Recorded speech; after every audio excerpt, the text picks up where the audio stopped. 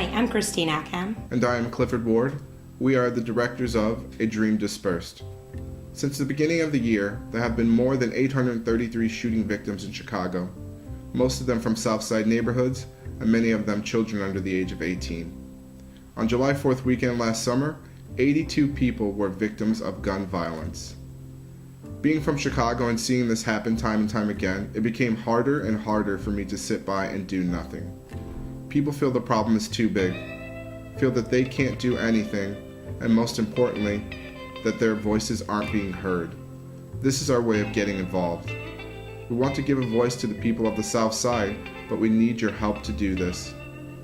We're looking to raise $35,000 to make a documentary that tells the story of the people living on Chicago's South Side in their own words. The project will be filmed over 1 year, beginning this summer, and will specifically follow a youth program which mentors at-risk kids as they work to stem the violence in Chicago's inner-city neighborhoods. Schools, community centers, and churches within the Chicagoland area will be able to use this film to inspire dialogue within their communities. Our hope is that this film will not only highlight the incredible efforts being made in Chicago, but also create discussion about all of the underlying structural issues which create the problems that we see today. But we cannot do this without your help. You can make a donation, share the link, tell a friend, or all of the above. You can even reach out to us and nominate people who have stories to tell about living in Chicago. What follows are some of the people who inspired us to make the film, discussing the issues affecting the residents of Chicago today. What you will not see are the kids who are directly impacted by the violence in Chicago, as we did not want to involve them directly in this until we were sure that we were able to raise the money to properly tell their stories. Thank you for your time and consideration.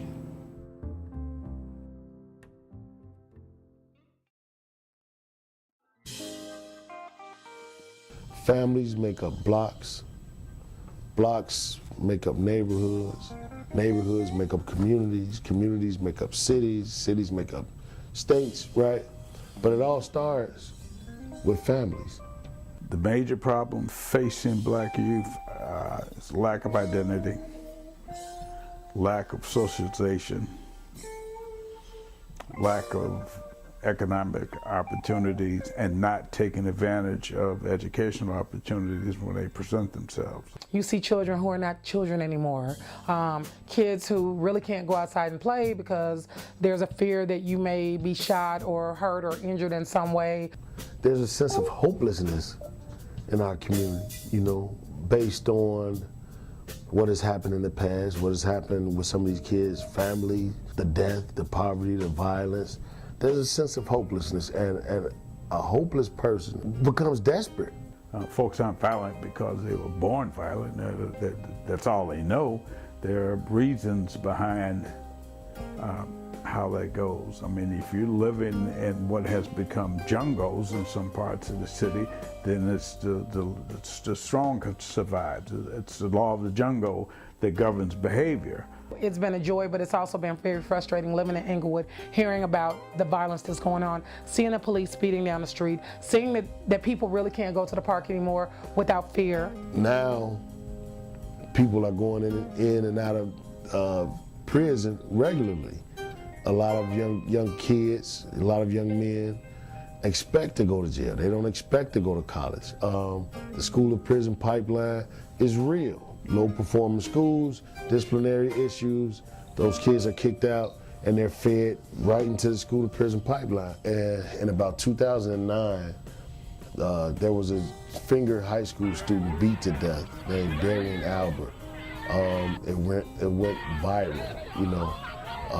There was a very big brawl on the south side of Chicago, and this kid lost his life. It made national headlines. We had more homicides than like 2 or 3 wars put together. We've suffered more casualties.